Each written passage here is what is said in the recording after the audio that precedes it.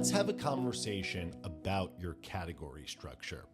When you log in or sign up for Retail Orbit, you're going to notice that your product mapping is the first step in this entire process, and there's good reason for that. This is the foundation of all your analytics. And I want you to think about this. Okay, let's use an example. We're going to use an example from a clothing store. We're going to use an example from a home store. When is the last time you walked into a clothing store and said, "Hey, I'm looking for some bottoms"? That's just not how it works. You go in, maybe you're looking for a pair of sweatpants, maybe you're looking for a skirt, maybe you're looking for a pair of dressy slacks.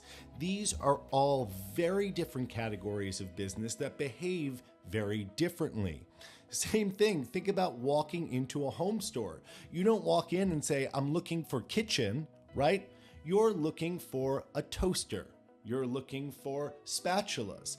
These are specific product categories, and they determine the health of your overall business. So in order for us to really analyze data, to really see what's moving the needle in your business, it all starts with a great category structure. One that defines different areas of your business, but doesn't get too in the weeds that we're looking at micro categories in the business. So you'll notice when we map the data, we already have suggested categories, and you can map right to those. Now, here's the big kicker. One of the things that we're looking for when we map is where we're actually getting that information from. At Retail Orbit and Management One, we use in Shopify the product type. It's the most secure way to make sure that data isn't duplicated anywhere and you are getting the cleanest mapping to your category structure.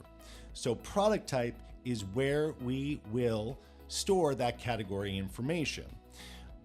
Okay, now let's talk about why categories. So the goal here is to analyze your business and move towards a planning state, right? So think about it like this. We want to analyze and get to know how categories are performing. And then we want to eventually go on to planning, where we can actually predict the future of each category's business. Now, here is how this will work. You plan by category, you analyze by vendor. Now, a lot of people think that planning or analyzing the business needs to happen at a vendor level. Here's why it's so important to keep categories and plan by categories, right? So again, we plan by category, analyze by vendor. Vendors come and go, brands come and go. What's hot right now might not be hot in a year from now. And if we plan to the vendor, you may be planning to a dead business, or you may be planning to a business that just doesn't have more room to grow. Whereas a skirt will always be a skirt. A toaster will always be a toaster.